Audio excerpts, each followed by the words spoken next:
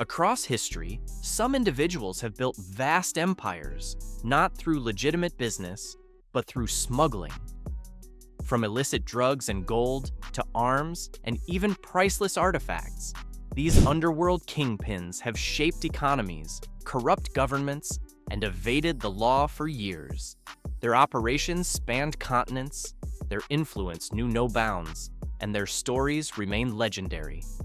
Some of these smugglers were so elusive that they remained in the shadows for decades, while others openly defied authorities, becoming infamous figures in crime history. But who among them stands at the very top? From drug lords and arms dealers to masterminds of illicit trade, let's uncover the biggest and most notorious smugglers in history. So get ready, hit that like and subscribe button and press the bell icon so you can timely receive our upcoming episodes. Let's get started. Number 1. Pablo Emilio Escobar Gaviria. This drug kingpin from Colombia was dubbed the world's greatest outlaw. He is regarded as the king of cocaine and the most powerful drug lord in the world. In 1989, Forbes magazine ranked him as the 6th richest man in the world, with an estimated $30 billion in personal wealth. In 1986, Escobar attempted to enter the Colombian political scene as the leader of the most potent drug organization, the Medellin cartel.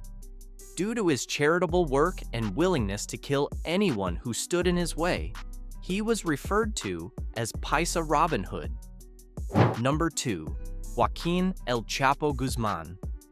According to the U.S. Drug Enforcement Administration, Guzman is the most notorious drug lord of all time.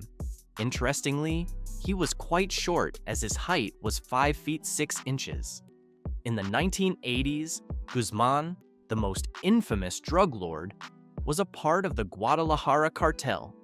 He later founded the Sinaloa cartel. Guzman, the leader of the Sinaloa cartel, is responsible for the majority of drugs imported into the U.S. He was also responsible for thousands of deaths due to the drug war. In the early 1990s, Guzman smuggled cocaine into the U.S. from Mexico using highly developed tunnels. In 1993, authorities seized a shipment of cocaine concealed within chili pepper cans in Tecate, Baja California. That same year, the drug lord responsible for the operation was arrested in Guatemala. Subsequently, in 1995, he was transferred to Puente Grande, a maximum security prison. However, he bribed his way out of prison and hid inside a laundry van as it passed through the gates. Arrested again in 2015, he made his second escape from a maximum security prison on July 11th. He slipped through a hole under the shower and escaped through a mile-long tunnel leading to a construction site. Mexican President Enrique Peña Nieto announced in January 2016 that Guzman had been recaptured. Number 3. Miguel Ángel Félix Gallardo. Miguel Ángel Félix Gallardo, often called El Padrino or El Jefe de Jefes, was the founder and former head of the Guadalajara cartel, the first Mexican cartel. He distributed drugs for Escobar's Medellin cartel and the powerful Cali cartel. Almost all the drug trafficking in Mexico and along the U.S. border was under Gallardo's control. He meddled in politics and bought off officials to keep himself and his company safe. After arresting him in 1989, the Mexican government split up the trade he oversaw. Number 4. Amado Carrillo Fuentes.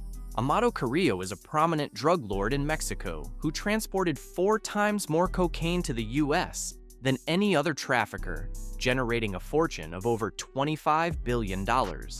He used 22 private 727 jet airliners to transport Colombian cocaine to various Mexican airports and dirt airstrips. Carrillo was a member of the Guadalajara cartel and worked for Miguel Ángel Félix Gallardo. Number 5. Griselda Blanco. Griselda Blanco, known as La Madrina or the Godmother, was a notorious drug kingpin and mentor to Pablo Escobar. Her invention of girdles and bras to conceal cocaine smuggling gave her notoriety. She moved to Queens, New York in the early 1970s after leaving Colombia, where she established a massive drug empire. In the 1980s, Blanco made his way back to Colombia before leaving again for Miami, where she went on a killing spree. She killed her enemies through drive-by shootings. About 40 to 250 killings were instigated by her. Blanco loved to be called a godmother, who named her son Michael Corleone after a character in The Godfather. She was murdered by an assassin on a motorcycle, ironically using the same method she used to kill her enemies. Number 6. Fabio Ochoa Vasquez. Along with his older brothers Juan David and Jorge Luis, Fabio Ochoa Vasquez was at one point leading the Medellin cartel. While Juan David and Jorge Luis operated in Colombia, Fabio moved to Florida, where he lived in the 1970s and early 1980s.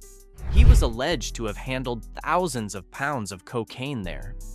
After serving a brief prison term in Colombia, he was arrested and extradited to the U.S. in 1999, where he has been serving a 30-year term in a federal prison. Number 7. Rafael Caro Quintero. Born in 1952, Rafael Caro Quintero is a Mexican drug trafficker and one of the leaders of the Guadalajara cartel, a forerunner of the notorious Guzman's Sinaloa cartel. In 1985, Quintero was convicted of ordering the torture and murder of a U.S. anti-drugs agent and received a 40-year sentence. He was released after serving 28 years after the Mexican court ruled he should have been tried at a state level rather than on federal charges. The U.S., however, did not agree with the release and has been offering a $5 million reward for information leading to Quintero's recapture. Number 8. Kun Sa. Also known as the Opium King, Kun Sa was one of the most feared and powerful kingpins in Asia. He was the leader of smuggling operations in the Golden Triangle, an opium-producing area in Southeast Asia that included Myanmar, Laos, and Thailand. At a certain point in time, the Golden Triangle was responsible for 70% of the world's opium.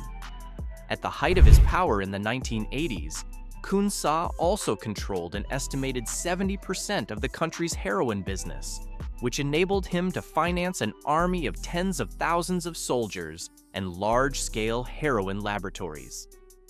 Number 9. Jose Figueroa Agosto. Also known as Junior Capsula and the Pablo Escobar of the Caribbean, Jose Figueroa Agosto was the head of a major drug trafficking organization that made 90% of cocaine in Puerto Rico. Agosto had been jailed for a murder and was serving a 209-year sentence in Puerto Rico. In 1999, he escaped from the prison. He was captured again in July 2010 by FBI agents and has been imprisoned since then. Besides his crimes committed in Puerto Rico, Agosto was also wanted in the Dominican Republic for kidnapping, money laundering, and drug trafficking. Number 10. George Jung. Nicknamed Boston George and El Americano, George Jung is a former drug trafficker and smuggler who was a major player in the cocaine trade in the U.S. in the 1970s and early 1980s. Jung was arrested and received a 60-year sentence in 1994, of which he served 20 years before being released. However, after just 2 years of freedom, he was arrested again as he violated his parole. Jung's life story was portrayed in the 2001 biopic film Blow, starring Johnny Depp.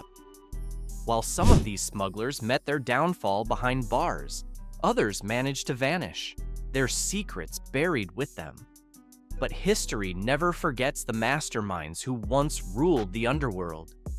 Which of these smugglers surprised you the most? And do you think anyone today could surpass their criminal legacies?